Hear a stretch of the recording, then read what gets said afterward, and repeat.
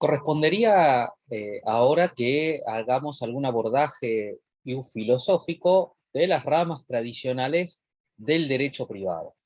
Como sabemos, el desarrollo de ramas del derecho apareció a lo largo de la historia a partir de la especificidad que fue adquiriendo determinada materia en particular, que fue necesitando de respuestas específicas, de respuestas propias, diferentes de la que se daba a otros ámbitos del derecho, y que fueron gestando un sector del abordaje jurídico con un cierto grado de autonomía, con principios propios, con normas propias, con fuentes del derecho propias, con a veces órganos administrativos propios, a veces hasta tribunales propios, cátedras, etcétera, etcétera.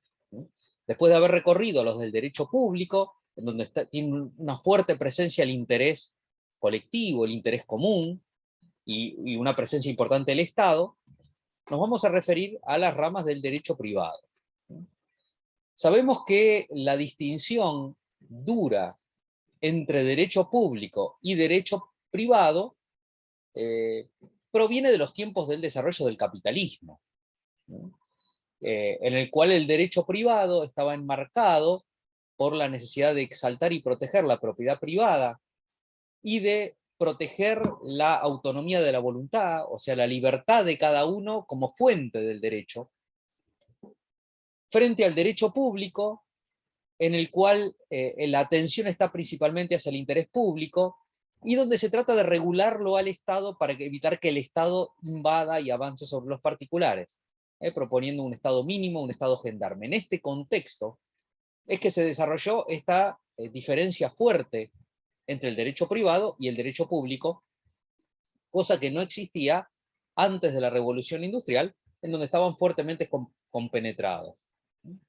Esta idea de una distinción muy marcada entre derecho público y derecho privado ha sido muy cuestionada o ha sido dejada de lado, por un lado, por los regímenes más comunitaristas, que colocan en el derecho privado también mucho interés social, para que prevalezca el interés de la comunidad y no el individual.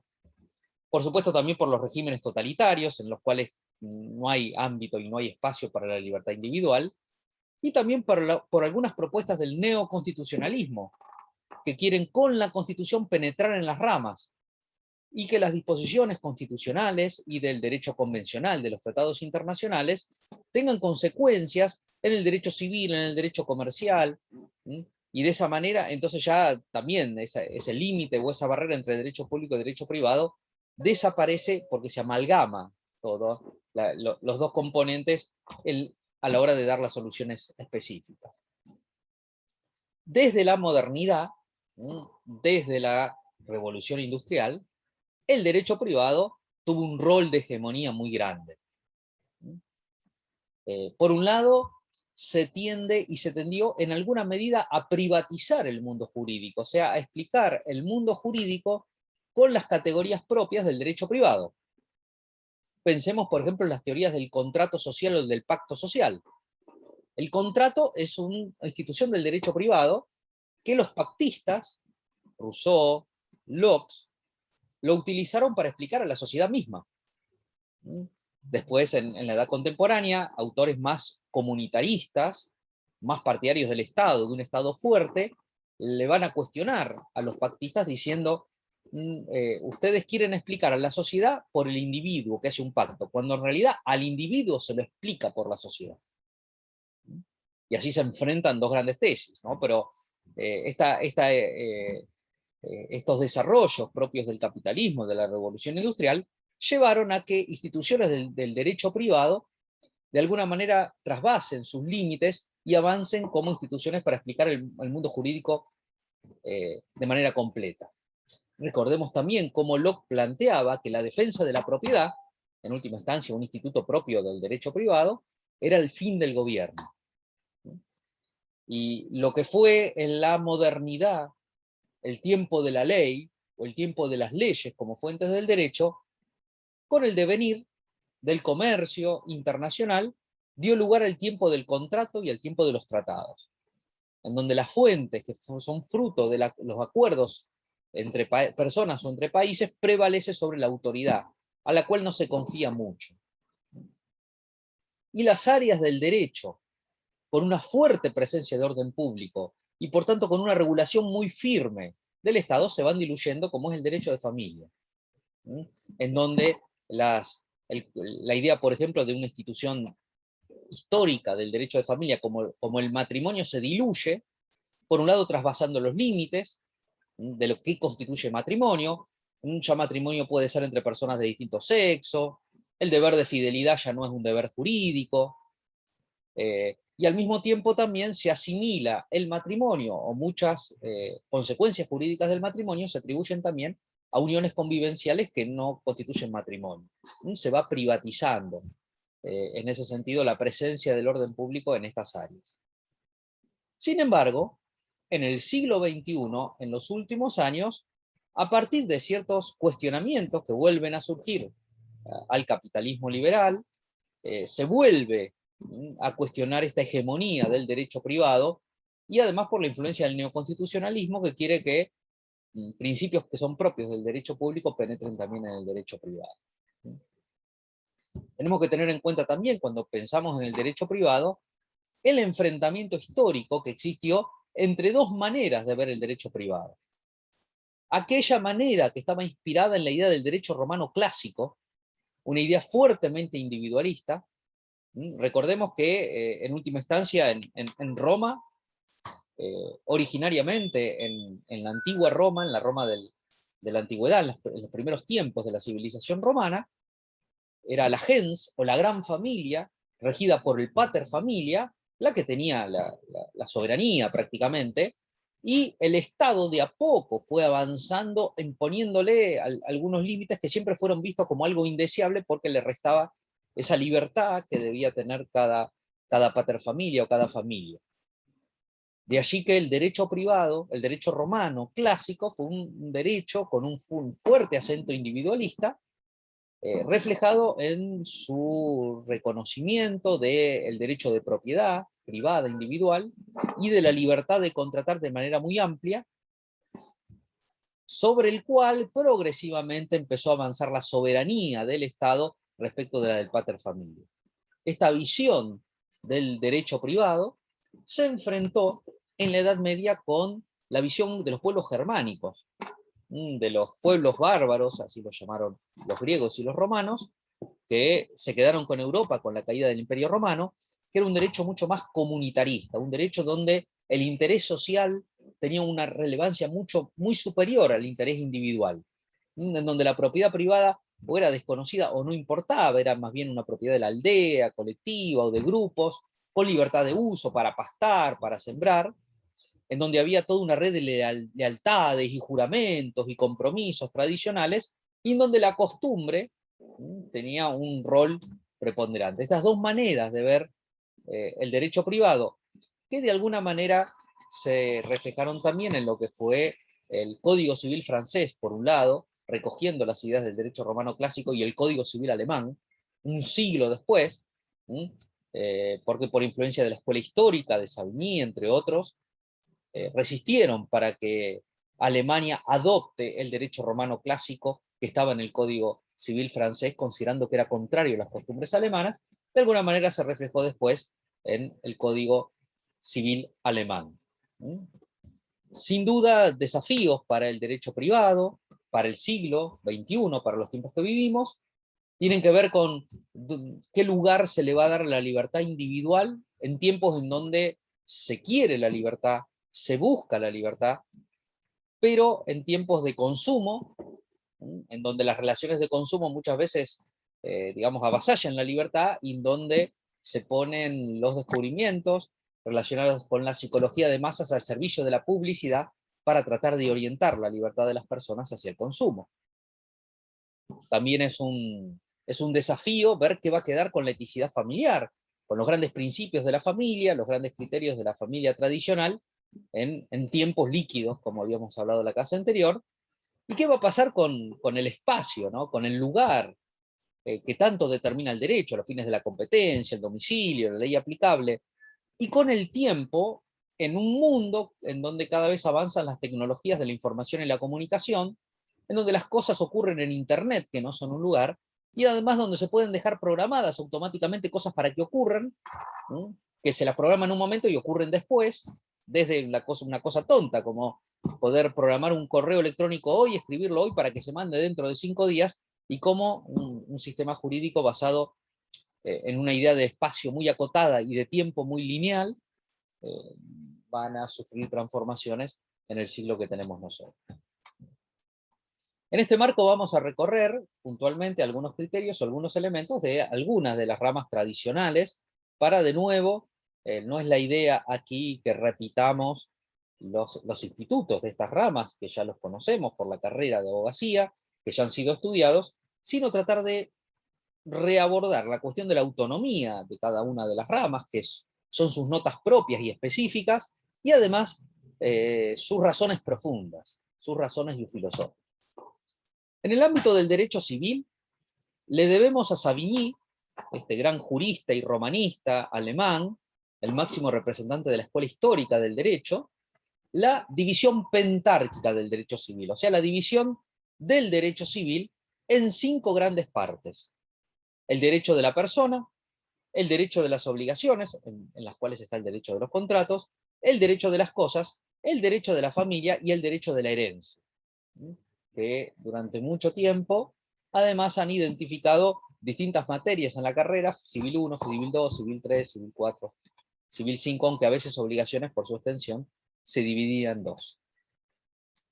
En relación con la persona, un tema sin duda sumamente profundo. ¿Qué relación hay entre persona y ser humano? Todos los seres humanos son personas. ¿Cuándo comienza la existencia de la persona? ¿Vamos a utilizar una definición única de persona? ¿O cada rama va a poder tomar su definición de persona, y entonces una cosa va a ser persona a los fines del derecho penal?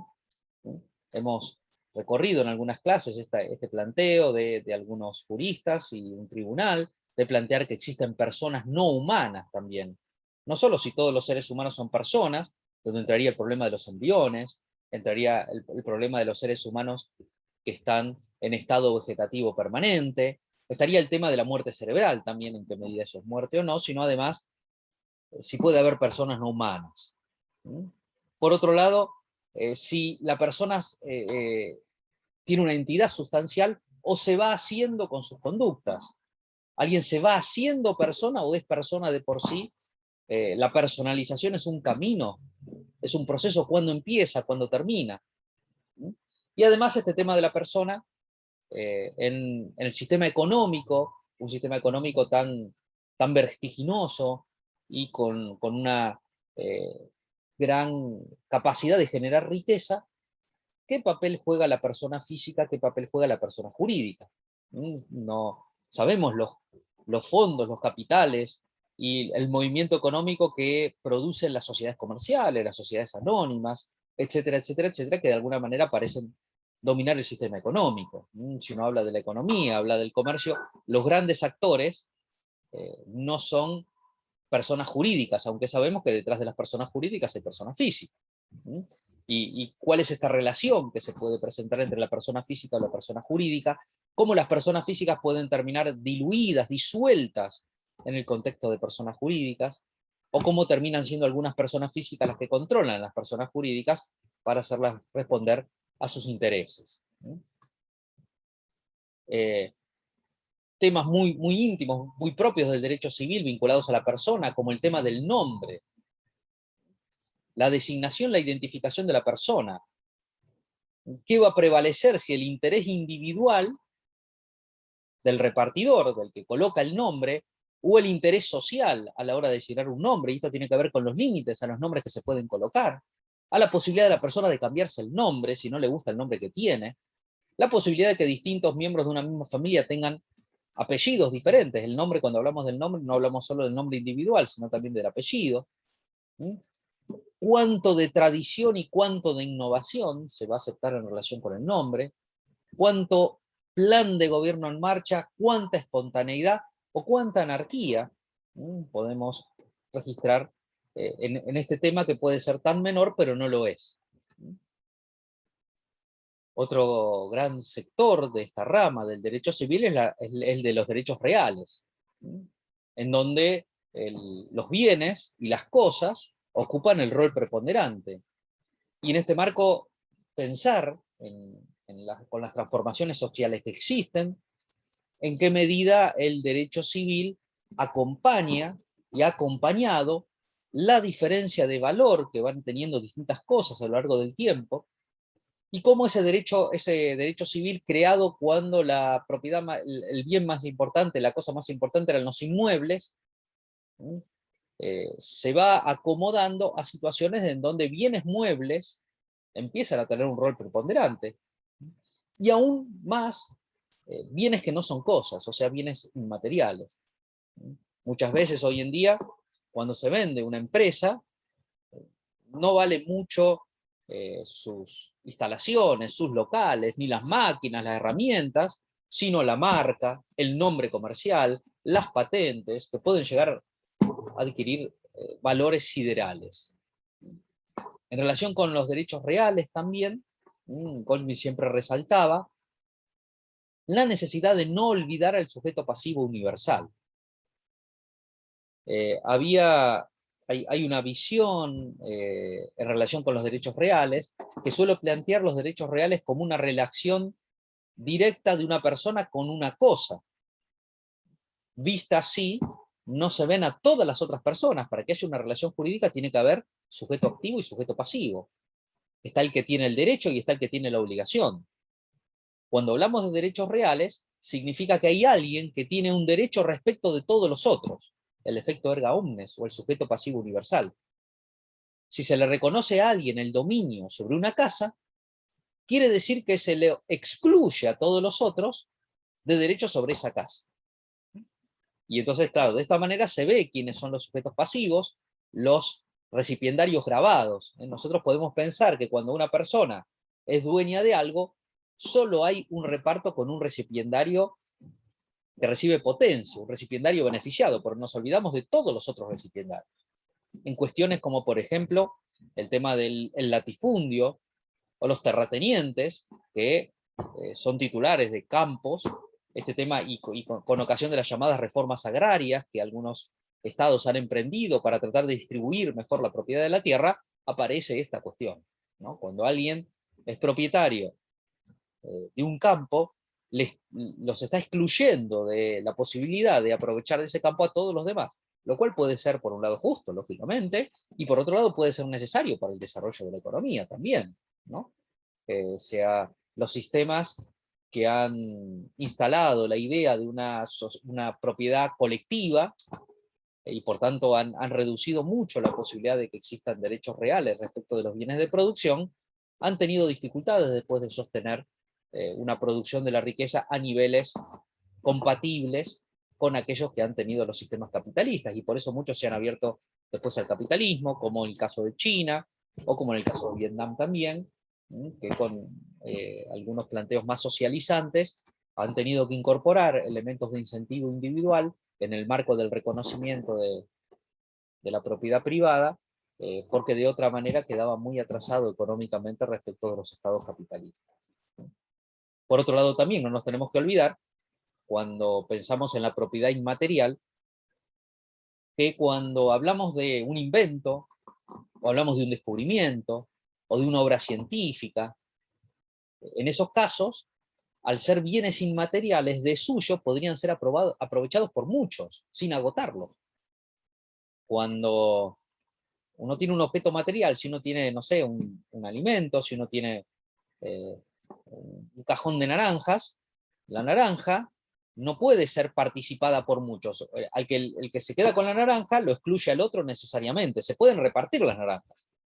Se puede repartir un pedazo de carne entre 5.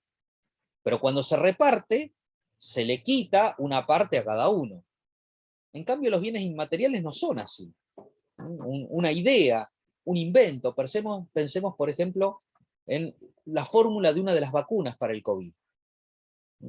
Esa fórmula de la vacuna para el COVID, cuando una persona produce la vacuna con esa fórmula, no le quita nada de la posibilidad a otra persona de producir la vacuna con la forma. Es decir, en sí mismos son bienes comunes, bienes participables. Sin embargo, las leyes establecen un monopolio legal respecto a la propiedad inmaterial, como es la patente, o como son los derechos intelectuales. De manera que por un tiempo, por un plazo determinado, solo el inventor, o solo el creador, o el que registró, va a poder aprovecharse económicamente de ese invento, de ese descubrimiento, de esa obra científica, de esa obra artística, de esa obra literaria. Y esto implica también, como hablábamos antes con los derechos reales, un excluir a los otros. Si un laboratorio desarrolla una vacuna contra el COVID, registra la patente, otros laboratorios no van a poder fabricar la vacuna, porque esta va a tener el monopolio. Es la única que se va a poder aprovechar económicamente. Y lógicamente esto origina exclusión de otras posibles oportunidades, que de nuevo no quiere decir que sea injusto, y tampoco quiere decir que no sea a veces necesario para el desarrollo de la economía. Cuando se plantea la cuestión de que los laboratorios debieran liberar las patentes y permitir que los laboratorios que han inventado las vacunas contra el COVID, y que por tanto cualquier laboratorio pueda fabricar las vacunas contra el COVID, lógicamente eso incidiría en un abaratamiento de las vacunas y una mayor universalización de las vacunas. El problema está en la próxima pandemia, qué laboratorio va a invertir en desarrollar una fórmula de una vacuna, sabiendo que va a invertir un montón de dinero para desarrollarlo en sus laboratorios y después la va a poder aprovechar cualquier otro. Es un problema de difícil solución en este momento. El derecho civil de las obligaciones, en donde se enfrentan las ideas liberales de la libertad, concentradas en la idea del contrato, la posibilidad de las personas de, con plena autonomía, decidir, y la responsabilidad civil basada en factores subjetivos. Yo tengo que haber obrado libremente para poder tener que ser responsable civilmente. Entonces tiene que haber dolo o culpa de mi parte. Frente a los planteos de corrientes más solidaristas, que ponen el acento en el interés social, y que por tanto plantean que en realidad la libertad de contratación es limitada, las personas no celebran los contratos con una plena autonomía, y por eso es razonable que haya una intervención de la autoridad para morigerar los contratos, para darle un tratamiento equitativo, para evitar que haya injusticias o desproporciones en las prestaciones. El caso del derecho del consumidor es un caso extremo y evidente de este punto. Y que plantean también que se puede hacer responsable a alguien por daños que produce, o que producen las cosas que se aprovecha, o que producen otras personas que están subordinadas, aunque no haya habido ni dolo ni culpa, o sea, aunque no haya incidido la libertad personal como una manera de distribuir los riesgos. Los casos de responsabilidad objetiva o de responsabilidad sin culpa, como los casos de responsabilidad por cosas riesgosas o por hechos o actos de los dependientes. El derecho civil también siempre se ha ocupado del tema de la herencia, ¿no? Del destino de los bienes después de morir, frente al cual siempre se enfrentaron tesis más centradas en la libertad, y que por tanto consideraban o consideran que el difunto tiene que poder disponer de la totalidad de sus bienes, porque son suyos, y sería una manera de coartarle su libertad sobre sus bienes, impedirle que él disponga qué va a pasar con esos bienes antes de morir, frente a las posiciones que acentúan más solidaristas, que ponen el acento en el interés social, y por tanto disponen que todo o parte de esos bienes deben seguir un destino fijado por la ley, lo que tradicionalmente se conoce la legítima. Si bien ha sido muy pequeña la modificación, nosotros vimos que en el año 2015 el Código Civil y Comercial ha modificado, levemente, pero ha modificado el monto de la legítima o el porcentaje de legítima cuando se trata de descendientes, haciéndolo menor, o sea, aumentando la porción de los bienes de la cual puede disponer libremente el testador. Y en esta relación de la herencia, en el caso de la herencia no testamentaria, cuando el causante no ha dejado un testamento o lo ha dejado para determinar la porción legítima, tradicionalmente los bienes se han asignado con una presunción de voluntad del difunto basada en la idea del parentesco. Pero cabría preguntarse en qué medida sigue siendo razonable, en tiempos líquidos, como los que vivimos, que los bienes se distribuyan según un vínculo legal, que es el parentesco, y no, por ejemplo, según el afecto presunto que se pueda demostrar. Y que un amigo muy cercano, un amigo íntimo, pueda reclamar que a él lo querían como un hijo y por tanto también le toca la herencia como un hijo, ¿no? Alguien podría decir, bueno, pero si el testador hubiera querido dejarlo, se lo hubiera dejado en el testamento. Lo cual es cierto, pero también es cierto que muy poca gente hace testamento, ¿no? Y muy poca gente prevé morir, lógicamente también, ¿no? Y la otra gran área del derecho civil, el derecho de familia, que sufre un proceso de privatización cada vez más, en donde el interés público cada vez entra menos en juego, dando la posibilidad en el ámbito del matrimonio a que los esposos elijan distintos regímenes de bienes. Tradicionalmente plantear que dos personas iban a casar, pero cada uno iba a manejar sus bienes con independencia del otro, hasta hubiera sonado ofensivo, ¿no? Hubiera sonado contrario a la idea de matrimonio, que supone compartir juntos un destino, un yugo. De ahí viene matrimonium, monium es carga. Compartir los problemas de la vida, entonces cómo cada uno va a disponer de sus bienes por su cuenta. Sin embargo, los regímenes contemporáneos y el Código Civil y Comercial reconoce la posibilidad de elegir entre un bien de comunidad, un régimen de comunidad o un régimen de separación. Los posibles límites a la voluntad que se puedan imponer o no en relación con la configuración de la familia, y en qué medida se puede seguir considerando que existe interés público en el matrimonio, en la medida en que el divorcio se plantea con una libertad plena.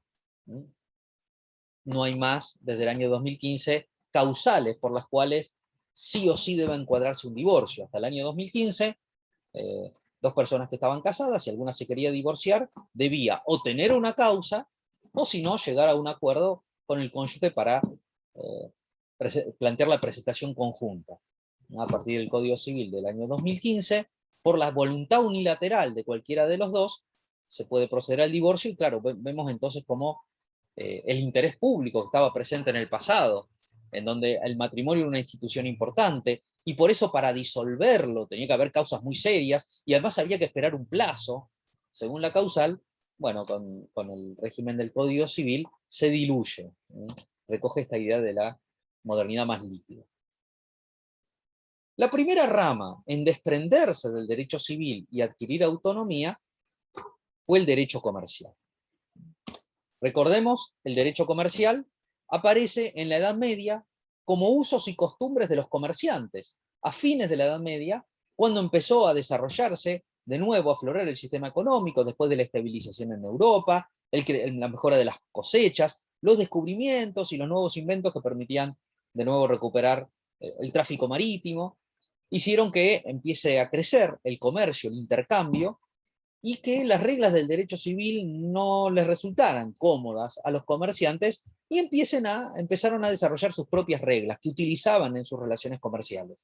Esas reglas empezaron a ser utilizadas por los jueces para resolver, y además fueron recogidas por los leyes después, por los reyes, en algunas de sus leyes, en algunos de sus edictos, y de esa manera nació esta rama del derecho llamada el derecho comercial, que tiene como fuente de autonomía la necesidad de exigencias de justicia propias que tiene que ver con la celeridad que necesita el comercio. Una actividad comercial no puede prescribir, una deuda comercial no puede prescribir a los 5 o a los 10 años, porque se cierran los balances al año y hay que hacer cálculos económicos para ver si conviene o no conviene un emprendimiento. La celeridad y la seguridad. De allí aparecen, por ejemplo, los papeles de comercio, los cheques, etcétera, con sus características de formalidad y abstracción. Desde el punto de vista normológico, hasta el año 2015 existía un código civil y un código comercial.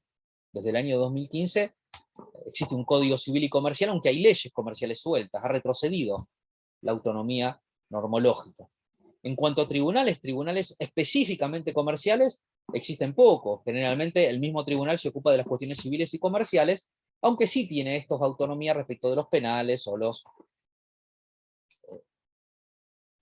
o los tribunales contenciosos administrativos o del trabajo. Existen, también tiene cierta autonomía administrativa, porque hay órganos administrativos en del Estado que se ocupan de las cuestiones comerciales, como por ejemplo la Secretaría de Comercio Interior, tan, digamos, en los medios en estos días por esta cuestión de los límites de precios y los precios máximos, etc., ¿no? Y por supuesto, autonomía derivada ha tenido y tiene, hay cursos, cátedras, aunque con la unificación del Código Civil y Comercial, la tendencia es crear cátedras de derecho privado, y no de derecho comercial por un lado y de derecho civil por el otro, como existían.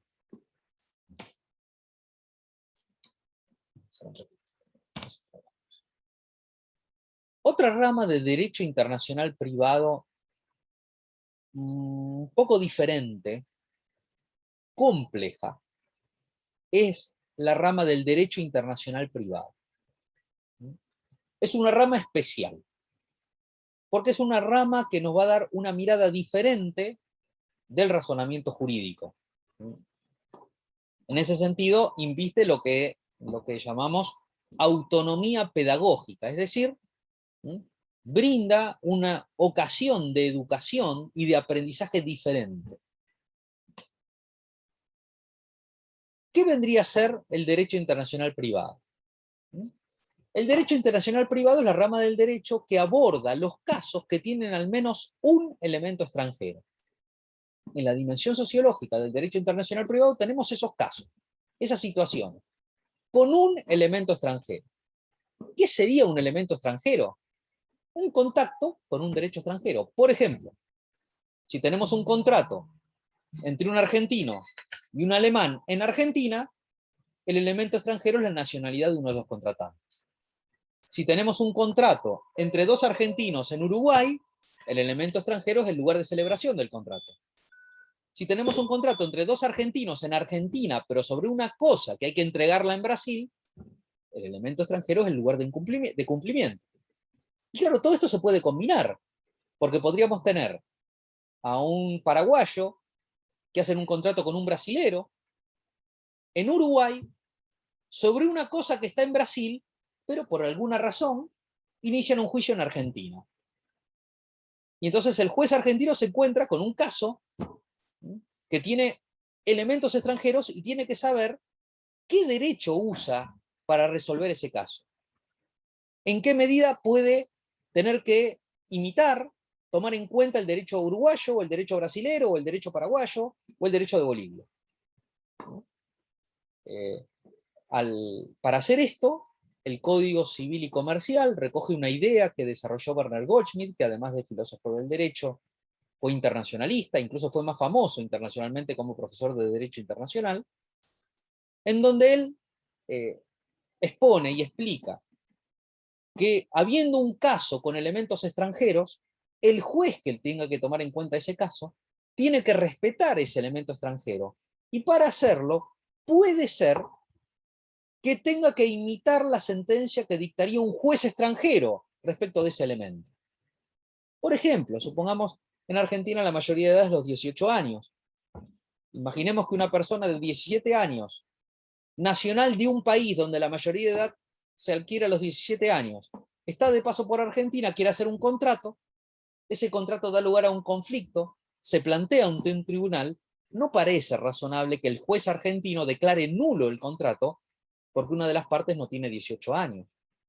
No estaría respetando ese elemento extranjero que es la capacidad de la persona según el derecho del país de donde la persona viene. Entonces lo que plantea la teoría del uso jurídico es que el juez argentino, al valorar la capacidad de la parte, tendría que preguntarse qué resolvería el juez del país de donde la persona pertenece sobre su capacidad e imitar esa solución. Esto nos quiere decir que en el derecho internacional privado tenemos un tipo de norma muy especial. Lo que llaman los internacionalistas la norma indirecta. ¿Qué es una norma indirecta? Es una norma que no me da la solución al caso, sino que me dice en qué ordenamiento jurídico, en qué fuentes del derecho tengo que buscar esa solución. Por ejemplo, El derecho internacional privado no me diría si el contratante tiene o no tiene capacidad. Lo que me diría la norma de derecho internacional privado es que para saber la capacidad de un contratante, tengo que examinar la ley de su nacionalidad o el derecho de su nacionalidad. Esa es una norma indirecta, porque no me dice si es capaz o no. Me dice dónde tengo que mirar para ver si es capaz. Este derecho internacional privado que me dice esas cosas, que me consagra o me reconoce la norma indirecta, puede ser, es nacional siempre, porque el juez argentino tiene que aplicar derecho argentino, pero ese derecho argentino me dice a veces que tengo que mirar derecho extranjero. Ese derecho internacional privado puede tener fuente internacional, porque los países celebran tratados de derecho internacional, o puede tener fuente interna como el Código Civil y Comercial. Ahora, en la dimensión normológica aparece un instituto muy importante del derecho internacional privado, que es el orden público, que pone un límite. Nos dice en qué casos o en qué situaciones no aceptamos que se aplique una solución extranjera. Supongamos que vienen aquí, no sé, una familia árabe, ¿no? Y que pretende que se aplique a un caso el derecho que se vincula con su nacionalidad, que es fuertemente lesivo respecto de los derechos de la mujer. Seguramente el juez argentino dirá, no, miren, esa norma que existe en su país, acá no rige. Supongamos, por ejemplo, ¿no? hasta hace poco, si no me equivoco, hasta el año pasado, pero no sé si se ha implementado, en los Emiratos Árabes, en Dubái, las mujeres no podían obtener licencia de conducir. La licencia de conducir estaba reservada a los varones, hasta hace muy poquito, no sé si todavía, porque cerca de la pandemia se empezaba a liberar y permitir a las mujeres obtener licencia de conducir. Supongamos que una familia está aquí en Argentina y la mujer quiere aplicar para obtener una licencia de conducir, suponiendo que la pueda, tendría que tener un DNI, tendría que tramitar residencia, pero soslayado eso, y el marido se ponga y dice, no, no puede, porque según el derecho de nuestro Estado, de nuestra nacionalidad, la mujer no puede manejar sola. Seguramente un juez va a decir, no, esto afecta al orden público. Este contenido del derecho extranjero, en este caso particular, afecta a principios básicos, fundamentales del ordenamiento argentino. Lo mismo podría ocurrir si en algún país, en alguna región en donde exista por costumbre, recogida o aprobada por el ordenamiento vigente, los matrimonios a muy temprana edad de niñas, que son prometidas en matrimonio a los hombres ya adultos, y alguien quisiera ejecutar algún tipo de convenio, algún tipo de acuerdo con la familia por el cual lo quisiera ejecutar en Argentina, un tribunal argentino diría, no, el orden público argentino no permite que esta norma, o esta disposición, o esta sentencia que podría dictar un tribunal, a lo mejor de alguna localidad de algún pueblo de la África o de Asia, en donde predomina esta idea, no se puede aplicar aquí porque va contra el orden público. Sin duda que la determinación de qué afecta al orden público y qué no, tiene algún grado de polémica también. ¿Y qué es lo que está detrás del derecho internacional privado en la dimensión diquelógica, que de alguna manera explica todo lo otro? Goldschmidt, que era partidario de una visión internacional, que hace prevalecer la idea de la tolerancia de naciones que se respetan unos a las otras, planteaba que el principio de justicia del derecho internacional privado es el respeto, la necesidad de respetar el elemento extranjero, como una exigencia de justicia. No somos justos si tratamos un caso que tiene contactos con elementos extranjeros como si fuera un caso puramente nacional. Y no miramos el derecho de esos contactos, el derecho que tiene que ver con el domicilio, con el lugar de celebración. Supongamos que dos argentinos celebran en Uruguay un contrato, lo quieren ejecutar después en Argentina, uno no lo cumple, alguien inicia un juicio en Argentina y el juez dice, no, este contrato no es válido, porque en Argentina, si se hubiera hecho, requiere 2 testigos y en Uruguay no se hizo con testigos. Pero resulta que el derecho uruguayo no exigía testigos para hacer ese contrato, era suficiente el acta del notario o el escribano. Parece que no sería respetuoso del elemento extranjero si el contrato se celebró en Uruguay, que no se haga regir por las exigencias de formas propias de Uruguay, sino que se le impongan las exigencias de forma de la Argentina cuando no está en juego el orden público. Esa necesidad de respetar el elemento extranjero supondría que el juez argentino declare válido el contrato, aunque no hayan participado los testigos, porque el contrato no se hizo en la Argentina, sino en Uruguay, y ese elemento extranjero, que es el lugar de celebración, tiene que regir, tiene que inspirar la solución a la forma del contrato. El derecho internacional privado, en cuanto a principios propios, tiene, como estamos viendo, tiene principios propios, formas de abordar propias que tienen que ver con esta exigencia de justicia, de respetar el elemento extranjero. Desde el punto de vista legislativo, en cuanto a su posible autonomía, hay tratados internacionales de derecho internacional privado, no hay una ley o un código de derecho internacional privado, sí hay normas dispersas. Académicamente hay cátedras, hay manuales, hay tratados, y tribunales no tiene tribunales propios. Un juez ordinario, un juez civil, comercial, laboral, al cual se le plantea un caso donde tiene un elemento extranjero, tiene que aplicar el derecho internacional privado y no se deriva a un tribunal especialista. Esto a veces es complejo porque lógicamente no son casos comunes que aborden los tribunales y suele exigir bastante estudio. En este marco, en el contexto del derecho internacional privado, están las tensiones entre las posiciones más nacionalistas, que tienden a querer imponer la solución de las normas nacionales directamente, las posiciones más internacionalistas, como la de Goldschmidt, que plantean que la norma nacional o internacional tiene que ser indirecta, nos tiene que enviar al derecho extranjero a veces, y soluciones supranacionalistas que proponen que debería haber, para estos casos con elementos extranjeros, normas supranacionales, normas mundiales. Así como tendríamos un código civil argentino, debería haber un código civil del mundo que se aplicaría para los casos que no ocurren solamente entre argentinos, por ejemplo. Existen, por ejemplo, en el contexto de Naciones Unidas, una convención sobre la compraventa internacional, que regula las soluciones que se deben dar a los problemas jurídicos cuando hay un contrato de compraventa pero internacional. El Código Civil y Comercial en este punto ha traído algunas regulaciones.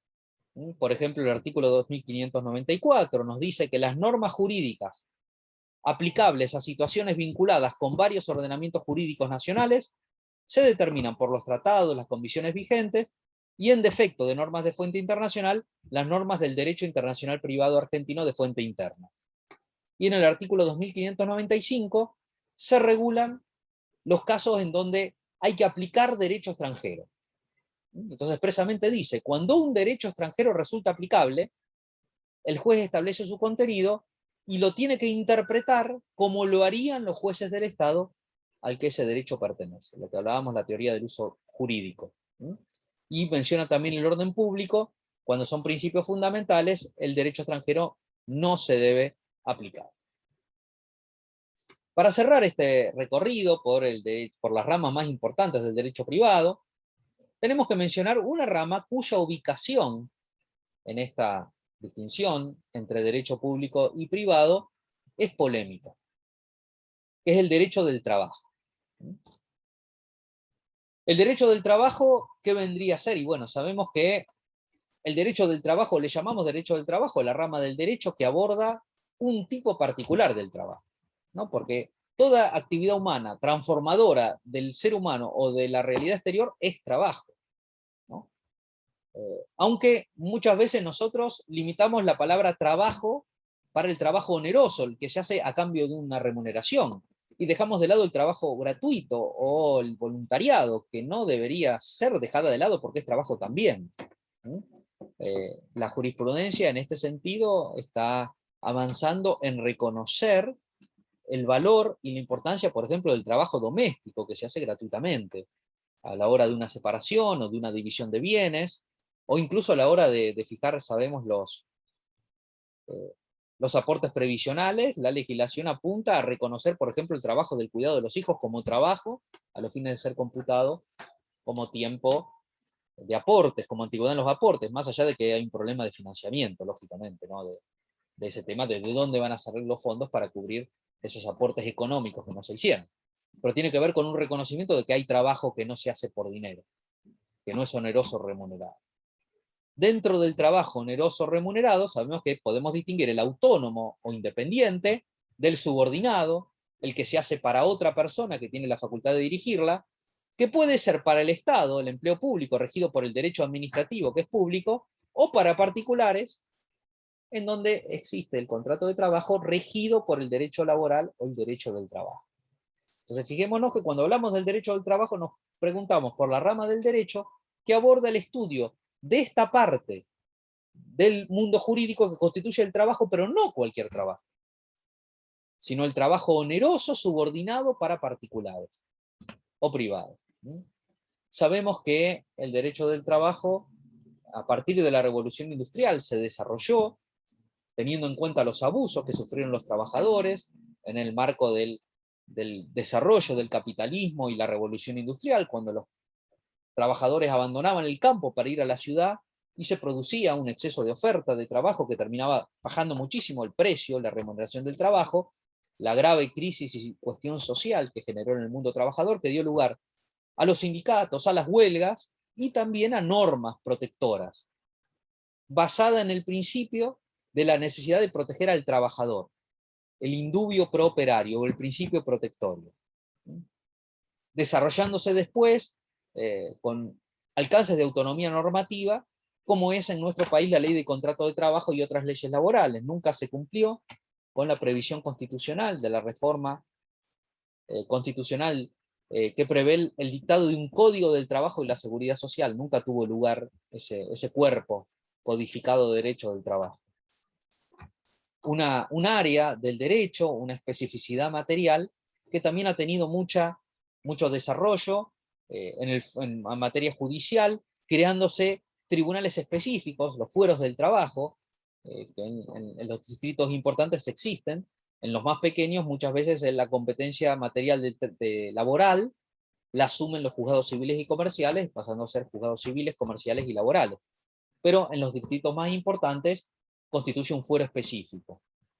Y sabemos también que ha adquirido autonomía académica con cátedras, manuales, tratados, cursos, etcétera, etcétera, etcétera. Ahora, yo les decía que el derecho del trabajo, la ubicación del derecho del trabajo es polémica porque depende de la concepción de la persona. Las primeras normas del derecho del trabajo aparecían en los códigos civiles o códigos comerciales. El Código de Napoleón incluía normas laborales, tratando el contrato de trabajo como un contrato cualquiera. Con el desarrollo de la Revolución Industrial y el reclamo sindical, prevaleció la idea de que el trabajador en la relación laboral no está en una igualdad con el empleador, sino que está en una situación de hiposuficiencia que requiere una protección especial, porque si se dejan sus derechos a merced de los acuerdos que haga con el empleador, los resignaría todos con la necesidad de trabajar, dado el carácter alimentario que tiene el salario. En este marco, digamos que depende de concepciones sociales y económicas, hay una visión, una concepción que ubica el derecho del trabajo como parte del derecho privado. El argumento principal es que no se aplica derecho del trabajo cuando el empleador es el Estado. Y como los empleadores son particulares, entonces es derecho privado. Sin embargo, por la fuerte intervención del Estado, por la fuerte regulación pública, por un lado con el orden público laboral, sabemos que los contratos de trabajo y los convenios colectivos no pueden reducir, sino solo incrementar los mínimos, los estándares mínimos que fija la ley, salario mínimo vital y móvil, jornada, vacaciones, etc. El contrato y el convenio colectivo los pueden mejorar, pero no los pueden empeorar. Y además por la intervención del Estado en el control a través de todos los órganos de policía laboral que existen, con los Ministerios de Trabajo y Secretaría de Trabajo, hacen que algunos autores digan no es derecho público el derecho del trabajo. E incluso nos faltan posiciones que plantean que en realidad habría que pensar en una tercera categoría, que sería la categoría del derecho social. Porque el derecho del trabajo, dicen, igual que el derecho de la seguridad social, donde están las asignaciones familiares, las pensiones, las obras sociales, las jubilaciones, tienen una lógica diferente, porque no está el Estado presente de una manera activa, son privadas muchas de ellas, pero con un fuerte interés comunitario que hacen que sean diferentes de lo que puede ser el derecho civil o el derecho comercial, como para sacarlo del área del derecho privado.